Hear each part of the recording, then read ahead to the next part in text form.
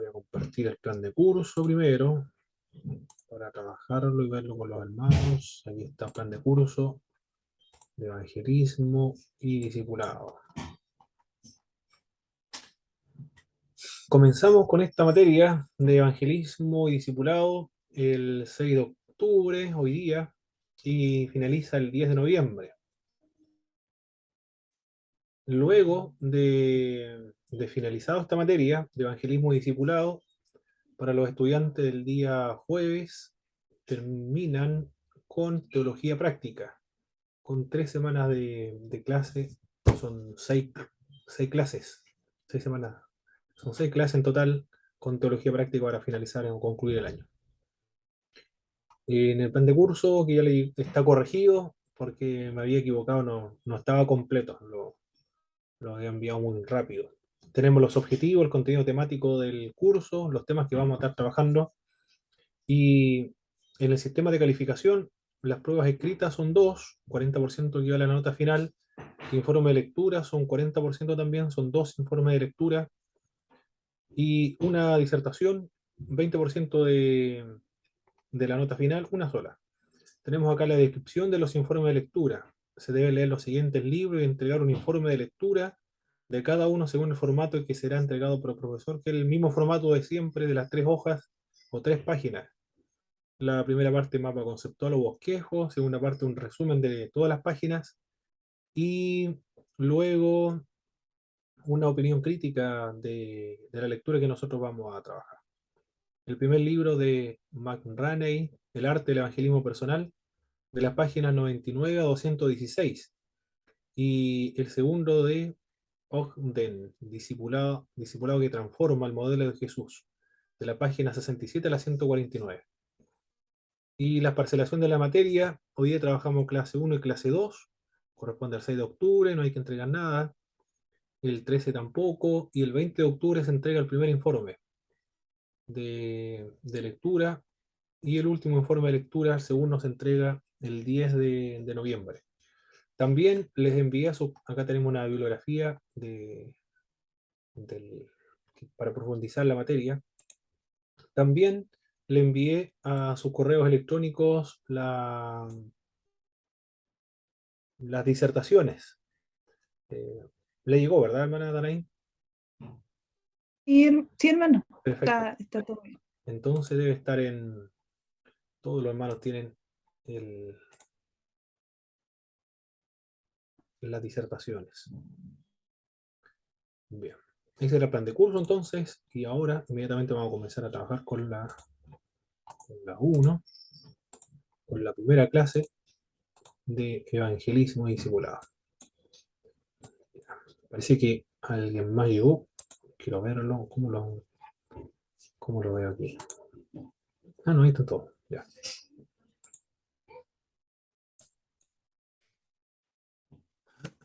Perfecto. Estas son las últimas materias, penúltimas materias de los estudiantes el día jueves. Evangelismo y discipulado. Bien, vamos a trabajar con la primera parte.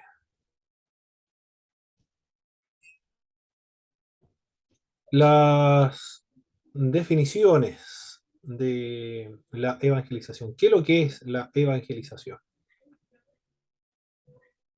El Pacto de Lausana del año 1974, en el artículo 4, define la evangelización del siguiente modo. Dice este artículo, no, el artículo es una declaración, el artículo 4, que evangelizar es difundir la buena noticia de que Jesucristo murió por nuestros pecados y fue resucitado según las Escrituras, y que ahora como el Señor que reina, ofrece el perdón de los pecados y los dones liberadores del Espíritu Santo a todos los que se arrepienten y creen. Nuestra presencia cristiana en el mundo es indispensable para la evangelización, al igual que esa clase de diálogo cuyo propósito es escuchar con sensibilidad a fin de comprender. Pero la evangelización en sí misma es la proclamación del Cristo histórico y bíblico como Salvador y Señor, con el fin de persuadir a las personas a acudir a Él personalmente y así ser reconciliados con Dios. Al hacer la invitación del Evangelio, no tenemos ninguna libertad para ocultar el costo del discipulado, dice esta declaración. No podemos ocultar el costo que conlleva el discipulado. Jesús todavía llama a todos los que deseen seguirlo a negarse a sí mismo, a tomar su cruz y a identificarse con la nueva comunidad, que es la iglesia local, en comunión con la iglesia universal. Los resultados de la evangelización incluyen la obediencia a Jesucristo, la incorporación a su iglesia y al servicio o al servicio responsable en el mundo. Los pasajes que sustentan esta declaración del artículo 4 del Pacto de Lausana del año 1974 son los que están acá abajo de esta declaración. El Pacto de Lausana surgió del Congreso Internacional de la Evangelización Mundial en Lausana, Suiza, en el año 1974. Este Congreso Internacional de la Evangelización estaba muy comprometido Billy Graham, por eso que fue convocado por él, por el reverendo Billy Graham, y el obispo anglicano Jack Dine. Dos personas entonces fueron los que hicieron esta convocatoria para todas las iglesias de todo el mundo a organizarse y formar una declaración para que sea aceptado, firmado por todos los evangélicos, un movimiento evangélico. Aquella reunión de 2.700 líderes cristianos de 150 naciones produjo el Pacto de Lausana. 2.700 líderes es un número considerable, de más de 150 países del mundo, el cual ha sido aclamado como, quizás, alguien dijo de este modo, la confesión ecuménica más significativa sobre el evangelismo que la Iglesia jamás haya producido en su historia. Algunos, es la opinión de algunos, quizás sea la más importante o la más significativa. Otros podrían decir que puede ser un poco exagerada, pero el Pacto de Lausana y este movimiento dentro del mundo evangélico no tiene precedentes, porque por su carácter de interdenominacional o ecuménico. Ecuménico en el sentido de ser evangélico dentro de todo el mundo evangélico, no en el sentido ecuménico con las otras religiones y tampoco con el catolicismo romano o ortodoxo, sino dentro o limitado dentro del mundo protestante o evangélico, como Billy Graham, uno de los que convocó, y un reverendo o obispo anglicano. Hermano, ¿Sí, hermana Andanay? esos congresos de evangelización no son los mismos, ¿cierto?, que los congresos de las misiones. No. De la misión no recuerdo, hubo otro, pero este es del año 1974. De las misiones fue anterior, mi hermana, no recuerdo el año de 1800 y Ah, tanto, creo que fue. Pero el nombre no recuerdo. Pero ya. es diferente. Esto tiene que ver o enfatiza más con la evangelización y con la evangelización mundial. La otra es de mucho antes, y surgió del movimiento ecuménico protestante de la cooperación mutua dentro de las misiones mundiales, el Concilio Mundial de Iglesias. Pero no recuerdo, en Ámsterdam creo que fue el lugar donde se desarrolló ese concilio mundial, donde surge después de allí el Concilio Mundial de Iglesias, después van a surgir otros grupos para las misiones mundiales. Pero es diferente a las misiones mundiales acá de la evangelización. Y algunos lo comparan como de igual trascendencia o importancia como el Concilio Vaticano II para el catolicismo romano. Dentro de los textos académicos, o los textos, libros de texto y todos los trabajos de investigación, todos los libros que escriban los católicos romanos, siempre van a estar remitiendo una y otra vez al Concilio Vaticano II. Ellos marcan cómo desarrollar la iglesia. Es más integral, porque aquí están hablando solamente de la evangelización, del servicio social, compromiso político, mucho más integral. En el catolicismo romano habla de muchas cosas, es más amplio, mucho más integral. Pero acá tiene similares connotaciones o relevancia para el mundo evangélico, porque le va a marcar la pauta este congreso a todas las iglesias cristianas evangélicas para desarrollar la evangelización en todo el mundo. Y todos remiten, o todos deberían remitir a este congreso por la importancia, la trascendencia y las personas que lo convocaron. La cantidad de iglesias, 2.700 líderes, 150 países en el mundo, liderados por John Stott, por ejemplo, estuvieron ahí en este pacto de Lausana. Billy Graham, John Stott, los anglicanos, estuvieron Samuel Escobar, René Padilla, fueron algunas de las personas que estuvieron René Padilla y Samuel, Samuel Escobar son de América Latina, de todo el mundo. Los latinoamericanos como René Padilla, Samuel Escobar integraron este elemento social dentro de la definición de la evangelización. Social, la responsabilidad social, política y económica. Ese es el Evangelio integral. Y de ahí van a surgir los textos de René Padilla de la misión integral. El comité de redacción de este pacto de Lausana fue presidido por John Stott. El tema unificador del movimiento de Lausana y el pacto de Lausana es una cooperación en la evangelización holística mundial. Holística es que es integral. Todo está estrechamente relacionado con todos.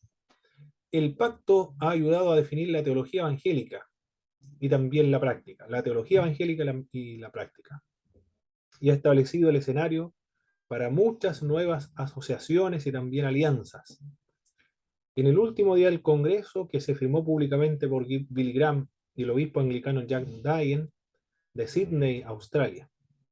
Desde entonces ha sido firmado personalmente por miles de creyentes y continúa sirviendo como base para la unidad y una llamada a la evangelización mundial de todas las iglesias evangélicas del mundo. Ellos marcan la pauta, ellos presentan el paradigma. No hay nada nuevo que hacer o un trabajo desde la nada que hay que desarrollar. Si alguna iglesia quiere emprender una labor de evangelización completa, integral, no tiene que comenzar a reflexionar, revisar las Biblias, hacer declaraciones de cómo las estrategias también, en qué consiste la evangelización. Todo eso ya está realizado en el año 1974. Por lo tanto, ahora las iglesias, simplemente el trabajo ya está hecho. Las iglesias, desde ese trabajo realizado por tantos líderes cristianos a través de tantos países, se debe utilizar o se puede utilizar como modelo para no inventar la rueda, porque ya está la rueda está inventada, para no comenzar desde cero, porque ya se ha comenzado. Se debe comenzar desde esta definición completa del pacto de Lausana. Muy importante y trascendental para la evangelización mundial dentro del mundo protestante y el mundo evangélico. ¿Qué es la evangelización? Surge la pregunta. Esta era la definición de la evangelización de acuerdo al pacto de Lausana, completo juntamente con los textos bíblicos, y ahora vamos a definir la evangelización desde los términos bíblicos que se utilizan en el Nuevo Testamento. Uno de los textos o vocablos utilizados en el Nuevo Testamento es evangelistis. Literalmente significa mensajero de lo bueno. Denota un predicador del Evangelio que pone en claro lo distintivo de esta función en las iglesias. El otro vocablo es evangelion. En el Nuevo Testamento denota las buenas nuevas del reino de Dios y de la salvación a través de Cristo, que debe ser recibida por medio de la fe, sobre la base de la muerte expiatoria, la sepultura, la resurrección y la ascensión del Señor Jesucristo. El Evangelio, o el Evangelión, en el Nuevo Testamento, dentro son las buenas nuevas del reino de Dios y de la salvación a través de la persona del Señor Jesucristo. Y esta salvación provista por el Señor Jesús es sobre la base de la muerte expiatoria de Cristo, la sepultura, la resurrección, la ascensión de Jesús. Eminentemente cristocéntrico el Evangelio. Jesucristo es el Evangelio. Su obra, su enseñanza, su muerte, sepultura, resurrección, ascensión y la exaltación. Es lo que predicaba la iglesia primitiva. En el libro de los Hechos está presente este tema. Y es lo que el contenido del Evangelio es lo que se debe predicar constantemente o frecuentemente. Es el Evangelio de Dios también.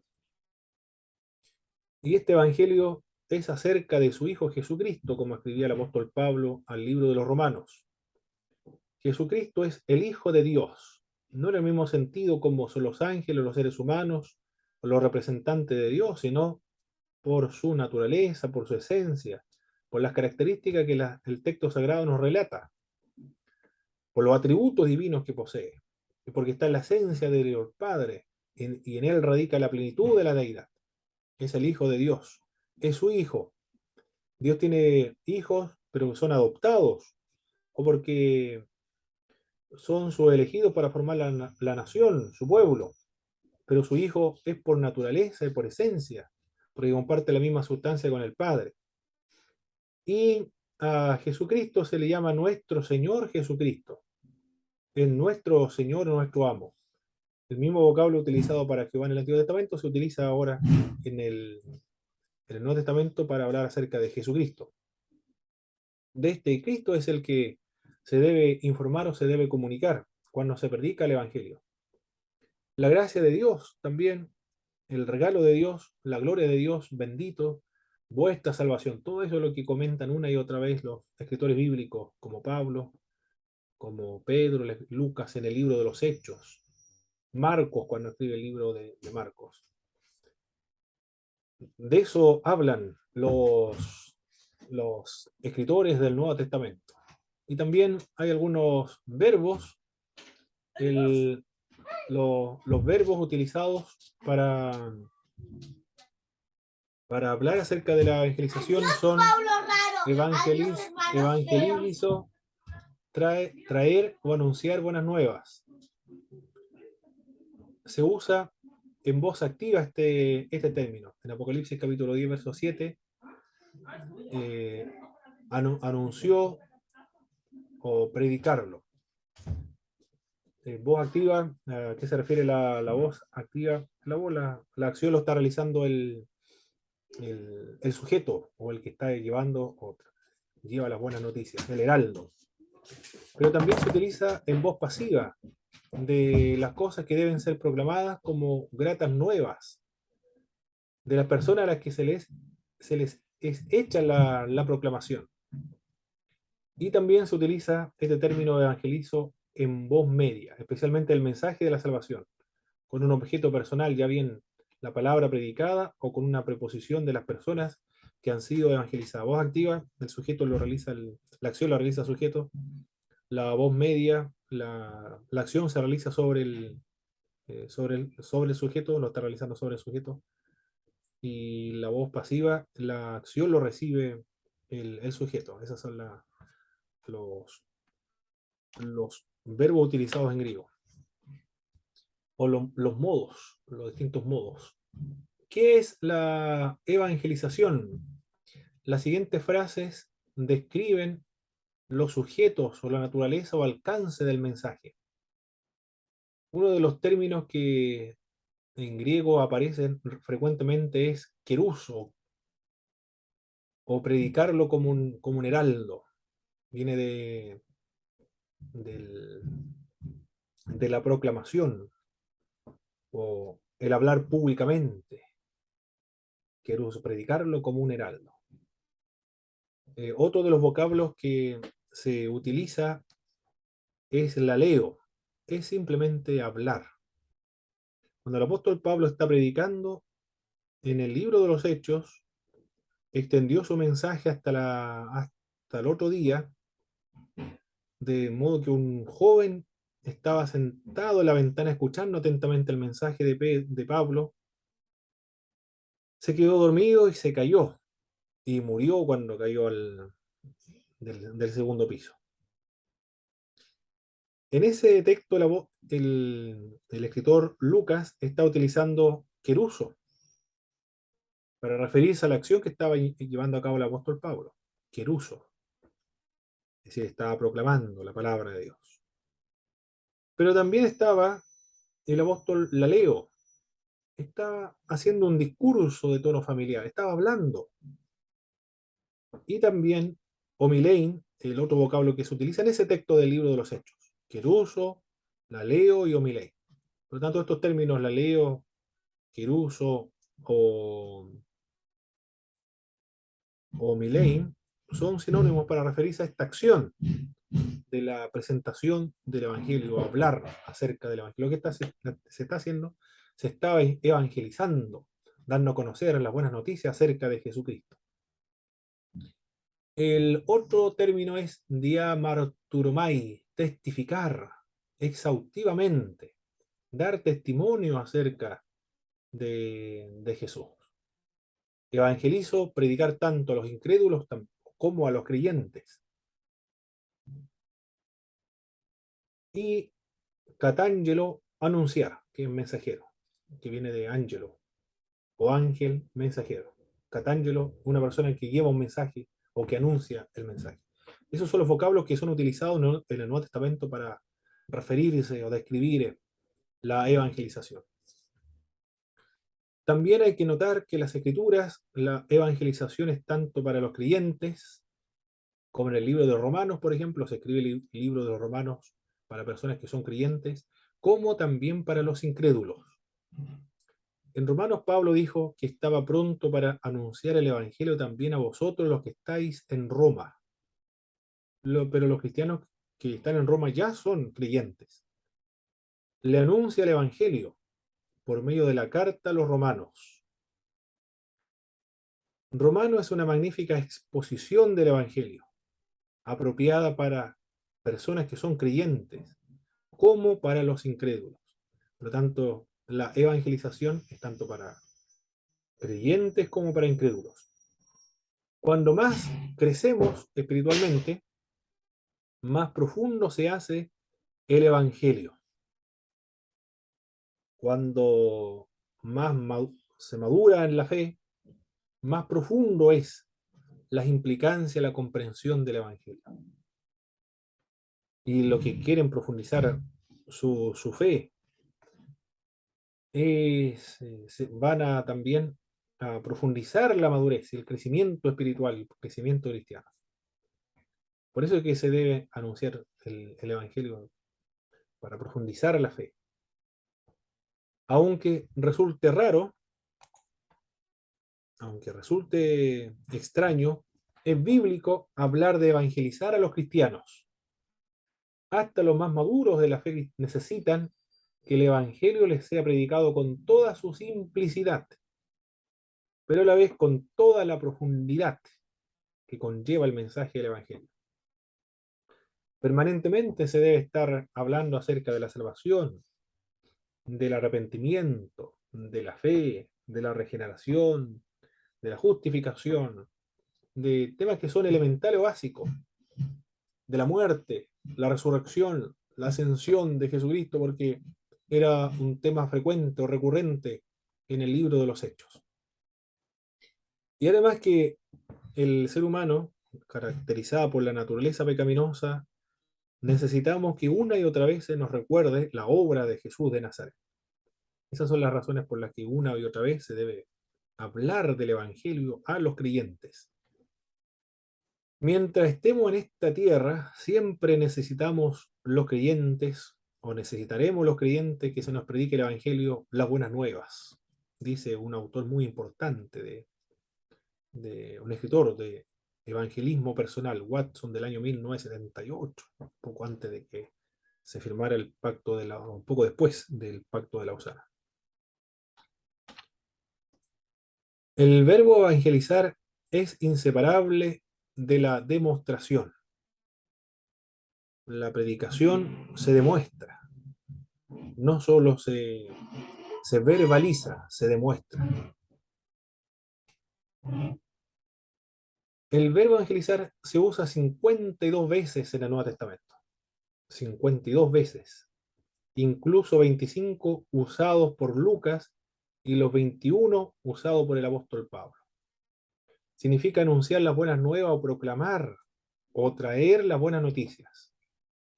Lucas, en el capítulo 4 de su Evangelio, en el verso 18, no solo da buenas nuevas a los pobres, sino también sana a los quebrantados de corazón, pregona libertad a los cautivos, da vista a los ciegos, predica el año agradable del Señor.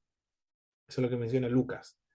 Lo que está haciendo Lucas es recordándole al lector que el reino de Dios ya ha llegado, porque el Evangelio tiene que ver con el rey, con la llegada del reino de Dios, la obra de Jesucristo manifestada públicamente aquí en la tierra. Ya ha llegado. Arrepentido porque el reino de Dios ya ha llegado. Y se evidencia por medio de los hechos, por medio de las acciones concretas que se está ejecutando, llevando a cabo, demostrando nuestro Señor.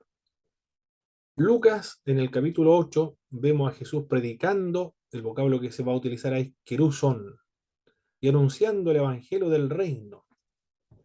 El, el reino es el gobierno de Cristo, el gobierno de Dios, invisible, espiritual, donde se debe entrar o ingresar por medio del nuevo nacimiento. Primero hay una poderosa predicación en la parábola del sembrador. Más tarde Jesús calma la tempestad en el lago de Galilea. Primero enseña la parábola del sembrador, luego calma la tempestad, está demostrando su poder.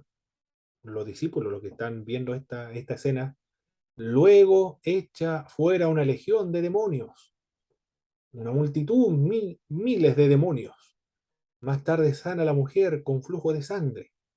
Y luego resucita de entre los muertos la hija de Jairo, que obra tan extraordinaria una ya. Después de una obra extraordinaria, más obras milagrosas, y Cristo sigue manifestando su poder, y lo que lo están viendo esta escena son los discípulos de Cristo, y tienen que verlo porque después ellos se van a constituir los fundamentos de la iglesia, y deben testificar todo lo que escucharon y vieron acerca de Jesús. Son la máxima autoridad, y por eso hay que registran. Primero enseñaba, después calmó la tempestad, expulsó los demonios, sanó a una mujer, resucita a personas de entre los muertos. Extraordinaria la obra que hace el Señor.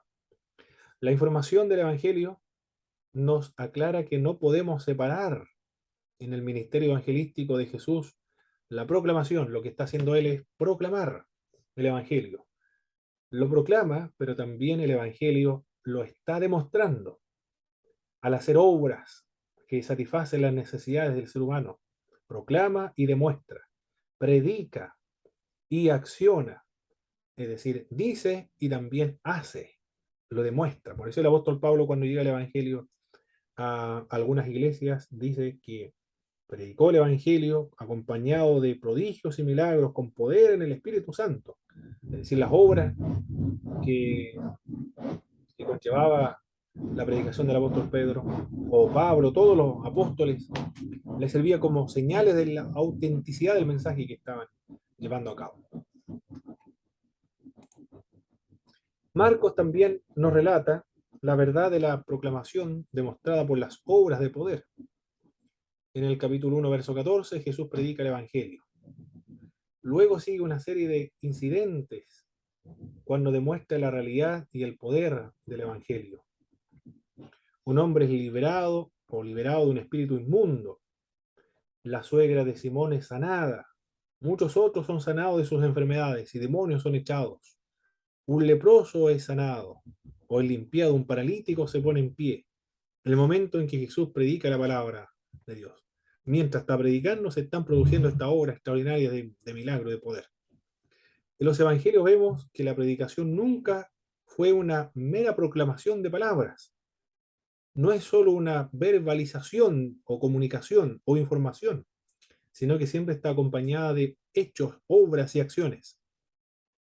Siempre fueron palabras puestas en acción, no solamente señales y prodigios, sino numerosos ejemplos de amor, cuidado y de compasión de aquel que vino a traer las buenas noticias al mundo. El Evangelio, la proclamación, se acompaña de la acción, de la demostración de obras de caridad, de compasión. Eso es lo que dice en el libro de Marcos. También en Hechos de los Apóstoles, escrito por Lucas, en el capítulo 8, Felipe viaja a Samaria. Predica el Evangelio del Señor Jesucristo a los samaritanos. Muchas personas escuchan el Evangelio y vieron las señales que Felipe hacía. Predica el evangelista Felipe y las señales le van acompañando. Predica Pedro, las señales le acompañan. Predica Pablo y las señales le acompañan. Cristo predicaba y las señales le acompañaban. Todos los predicadores en el mundo, los primeros misioneros que han llegado a tierras extranjeras, los que han trabajado, visto las misiones, se han dado cuenta que hay señales que van acompañando a los misioneros. Y lo mismo ocurre entre nosotros con una multitud de testimonios que demuestran cuando llegó el Evangelio, señales también acompañaban, obras milagrosas, señales y prodigios acompañaban la predicación del Evangelio. En Hechos capítulo 10, verso 36 al 38, Pedro describe el ministerio de Jesús, haciendo bienes a la gente, sanando a todos los oprimidos por el diablo. Es decir, había una obra social, una obra espiritual, una obra didáctica y una proclamación. Todo eso conlleva la evangelización. Luego Pedro habla acerca de la muerte, la resurrección de Jesucristo. Por tanto, podemos concluir que en el evangelismo, sin realidades concretas, se transforma en palabras huecas, sin sentido. Debe estar acompañado de la acción, de las buenas obras, de la demostración de poder, la proclamación acerca de Jesús de Nazaret. Las obras de poder dependen, evidentemente, de la obra de Dios, por supuesto. Lo otro es responsabilidad nuestra, ir, proclamar y hacer buenas obras para demostrar, acompañar el mensaje del Evangelio. Desde allí, la definición de la evangelización y luego la definición de el discipulado. ¿En qué consiste el discipulado? Desarrollado por el Pacto de Lausana. Primero vimos el Pacto de Lausana de acuerdo a lo que es la evangelización y después lo que es el discipulado. El verbo evangelizar entonces es inseparable de la demostración. Se demuestra. El evangelio debe demostrarse. Este evangelio, el sustantivo evangelio, aparece 72 veces en el Nuevo Testamento, con 54 veces en los escritos del apóstol Pablo. Este evangelio es el evangelio del reino. Existen varias interpretaciones de lo que es el reino. Algunos indican que se refiere a la sociedad y orden social ejercido por la justicia social. Lo que hablan acerca de este tema de la justicia social es que algo del reino de Dios en el cielo exista aquí en la tierra. Algo del cielo existe acá ahora en la tierra. De misericordia, de bondad, de sanidad, de ayuda, de justicia social, de justicia política, cambios estructurales, para que el cielo llegue a la tierra. Bueno, principalmente el mundo liberal se caracterizó por esto. Otros lo han interpretado este reino como una realidad futura. Es decir, el reino se está viendo ahora, no en el sentido social, político, cultural, nacional, que algo del cielo sea manifiesto aquí en la tierra por medio de sus discípulos, sino que esto del reino de Dios será un acontecimiento o una obra que se realizará al final de los tiempos, lo están viendo también desde el punto de vista que es terrenal y es político o militar. La segunda venida de Cristo, cuando establezca su reino milenial. Otro consiste en la iglesia, tanto en el cielo como en la tierra. Ese es el reino de Dios. Es decir, la iglesia que está en el cielo, la iglesia que ya, eh, los creyentes que están difuntos, pero para Dios no hay ninguno muerto, todos están vivos. Por eso se refiere a la iglesia triunfante. Y la iglesia que está aquí en la tierra es la iglesia militante. Pero la idea bíblica del reino es la soberanía del rey. Cada una de las anteriores interpretaciones constituye un aspecto del reino. Es verdad de que algo de lo que se ve en el reino de Dios esté aquí en la tierra, pero lo va a estar en la medida en que los creyentes sean fieles al mensaje. Se evidencia, se demuestra por medio de los creyentes, pero es verdad también que hay una tensión entre el ya y el no todavía. Es decir, ya estamos en el reino de Dios, pero no todavía. Una parte del reino se ha manifestado, pero no su consumación final. Hay una tensión entre el pecado. Ya ha sido solucionado el problema del pecado, pero todavía está arraigado en la naturaleza pecaminosa. Ya Cristo triunfó sobre el diablo, pero todavía anda como un león rugiente a quien devorar. Y aún todavía el pecado caracteriza a los incrédulos, que los tiene totalmente enclaustrados, esclavizados. Pero existe esta tensión. Y también otro aspecto del reino de Dios futuro, porque o sea, si se entiende del reino milenial, del reino político. Y es donde Cristo ejerce su soberanía, su control. Ahora sí, está el reino de Dios, pero está limitado en los creyentes, porque es en los creyentes donde su reinado se hace efectivo y donde se es obedecido, aunque no totalmente entre los creyentes. Podríamos decir parcialmente porque eh, por lo menos se reconoce entre los creyentes que hay una soberanía, aunque no se le obedezca absolutamente porque todavía estamos sujetos a la naturaleza pecaminosa.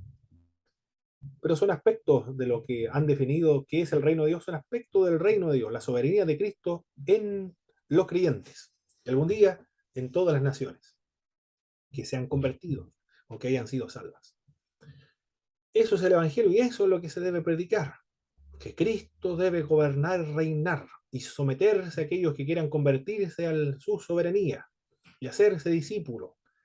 Y no hay que ocultarle, como dijo la confesión o la declaración del pacto de Lausana,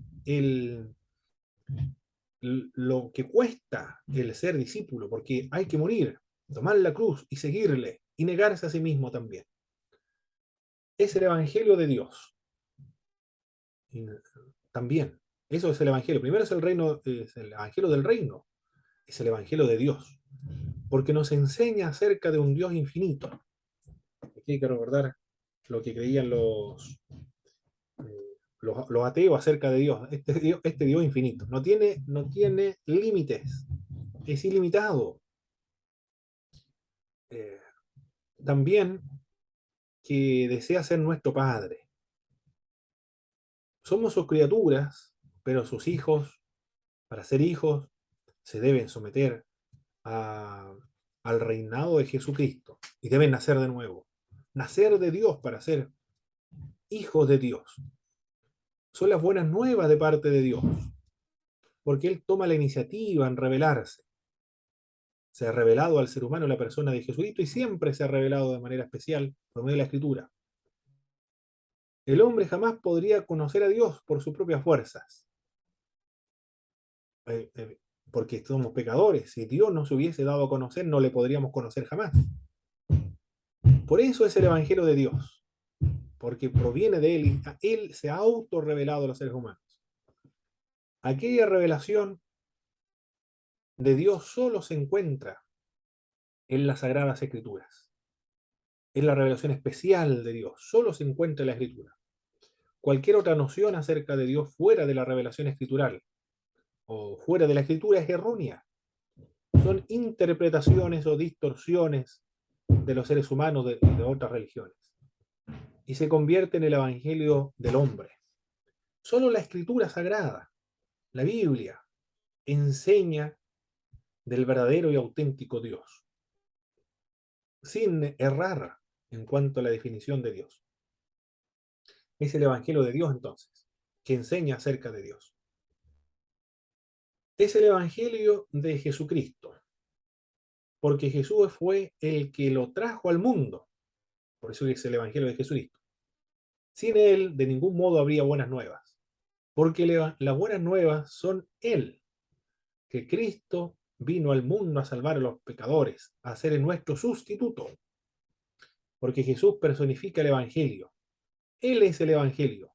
Jesús es la palabra encarnada. Él es la palabra representada aquí en la tierra. Es el Dios encarnado hecho, o el Dios hecho hombre. Es el Evangelio de Cristo. Es el Evangelio que debe ser apropiado por medio por medio de la fe. El Evangelio que debe ser apropiado por medio de la fe. O personalmente, nos dice esta definición. En ocasiones Pablo habla de nuestro Evangelio o también de mi Evangelio, porque el Evangelio se ha encarnado en estas personas y ahora es algo propio, algo suyo, algo esencial. Como decía Spurgeon, de mis venas surgirían biblinas si alguien le pinchara, porque estaba íntimamente influido por la Biblia. La respuesta al Evangelio debe ser total, equivalente a la pérdida de nuestra vida. Esas son las metáforas que utiliza Jesús cuando alguien se ha apropiado del Evangelio personalmente.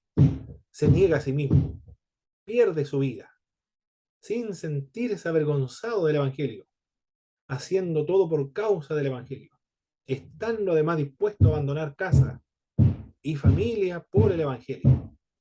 Es decir, la entrega es extraordinaria, el llamado a hacerse cristiano, el llamado a negarse a sí mismo, a morir, a, a dejar de ser, para que Cristo sea en los creyentes. Qué vara tan alta, qué compromiso más grande y qué desafío más hondo es este, el de morir, el dejar de ser para que Cristo sea en los creyentes. Es el Evangelio por eso que se debe apropiar personalmente. Esa es la invitación y esos son los contenidos que se deben dar a conocer a la gente incrédula. El Evangelio que predicamos es es el Evangelio del reino, es el Evangelio de Dios, es el Evangelio de Jesús, es el Evangelio que debe ser apropiado personalmente. Ese es un Evangelio para todos los hombres. No existe en el Evangelio barreras de clases sociales, culturales, de género, nacionales, ideológicas o de cualquier otra índole. Es rico para con todos los que le invocan, porque todo aquel que invocar el nombre del Señor será salvo, dice el apóstol Pablo, remitiéndose al profeta Isaías del Antiguo Testamento. Por tanto, el Evangelio debe ser compartido con todo el mundo, con todas las personas. El vocablo evangelista es un sustantivo, aparece 3 veces en el Nuevo Testamento. Se refiere a Felipe, se refiere a Timoteo y los que serían dados este ministerio dentro del cuerpo de Cristo para beneficio de todo el cuerpo. Algunas iglesias tienen y reconocen el ministerio del evangelista. Yo sé que la Iglesia del Señor reconoce a los evangelistas, las asambleas de Dios reconocen a los evangelistas. No sé si la Iglesia de Dios cuadrangular, los bautistas sí, han tenido grandes evangelistas como Luis Palau y Billy Graham, por ejemplo. Y Ávila ha sido otro de los grandes evangelistas. No sé si otras sus denominaciones, mis hermanos, reconocen oficialmente a los evangelistas, es decir, que se dedican a visitar las iglesias, lo llaman para realizar campañas o u otros trabajos evangelísticos de las iglesias.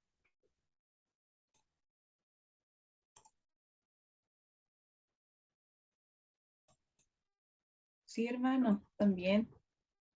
Ah, ok, la centro, ¿cómo se llama? La Unión, Unión Cristiana, ¿verdad?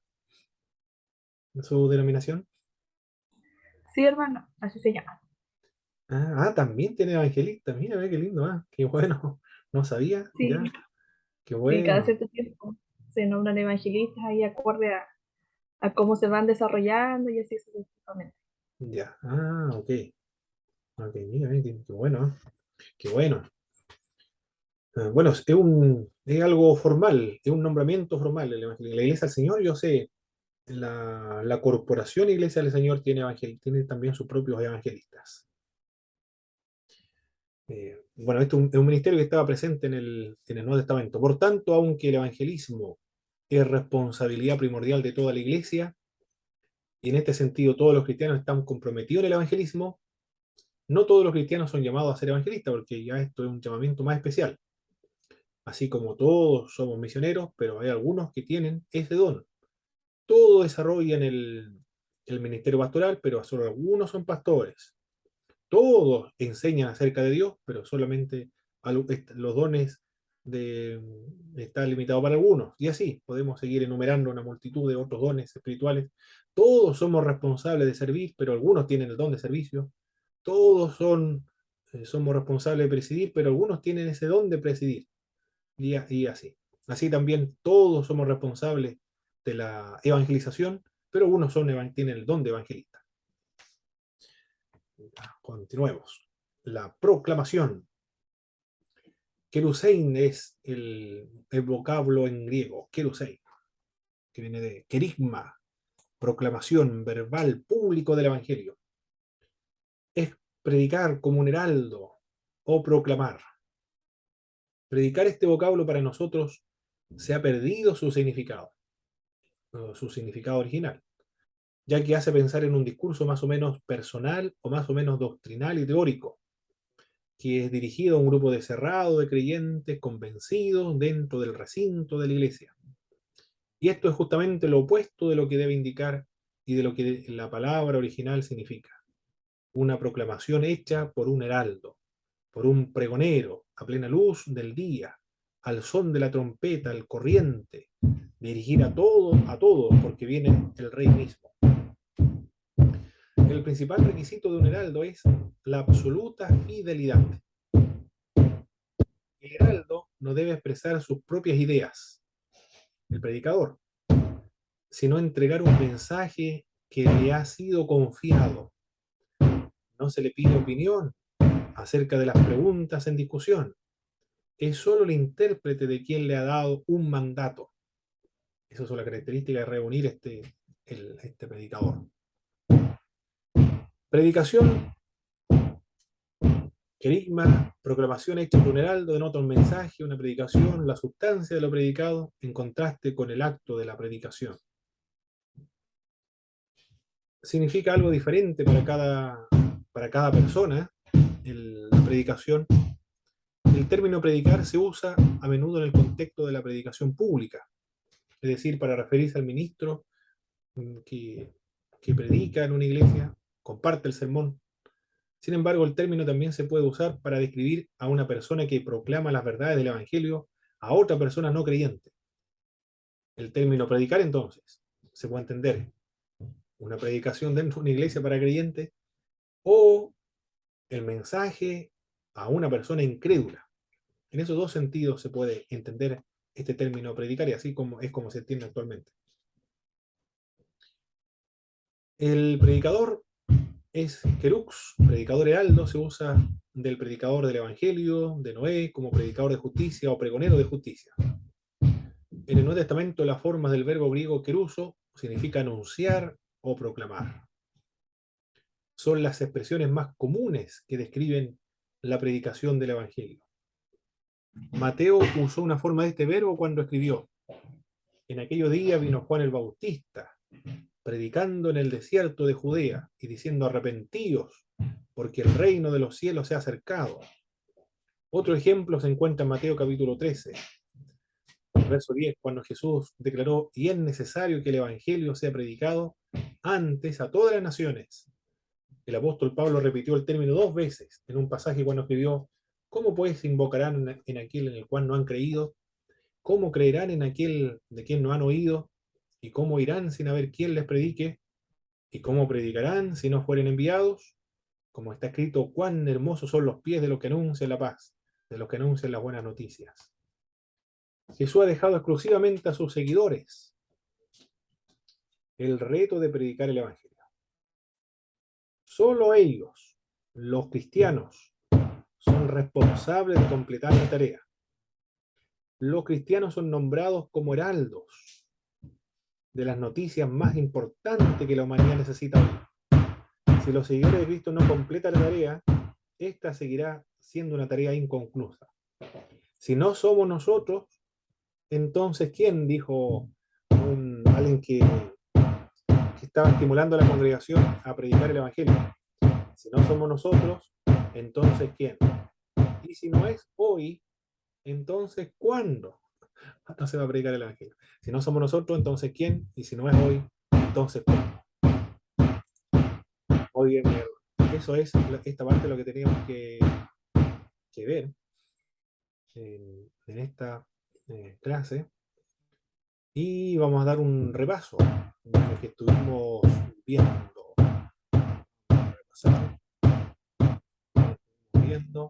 Van a activar sus micrófonos y responder las siguientes preguntas.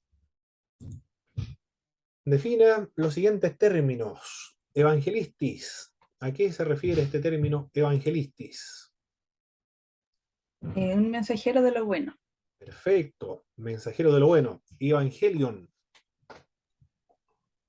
Denota las buenas nuevas del reino de Dios y la Perfecto. salvación a través de Cristo. Excelente, muy bien. Y esto debe ser recibido por medio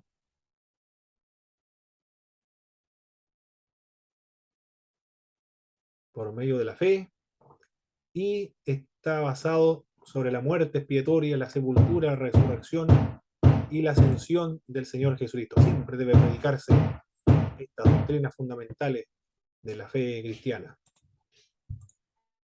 ¿Y en qué consistió el ministerio de Cristo? Cristo, ¿qué es lo que hacía?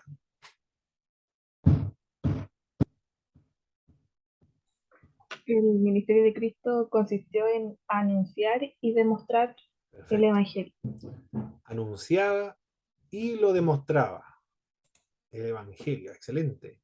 ¿Cómo identificó Juan el Bautista a Jesús como el Mesías? Esto no lo alcanzamos a indicar, parece. ¿Cómo supo Juan el Bautista?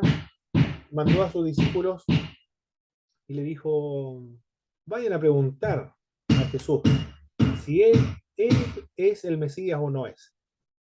Y Jesús le dice: el Evangelio es predicado a los pobres, los enfermos sanan, los muertos son resucitados, y comienza a gritarle los milagros que realizaba el Señor Jesucristo. Cómo él supo que Jesús era realmente el Mesías por las obras que se habían demostrado.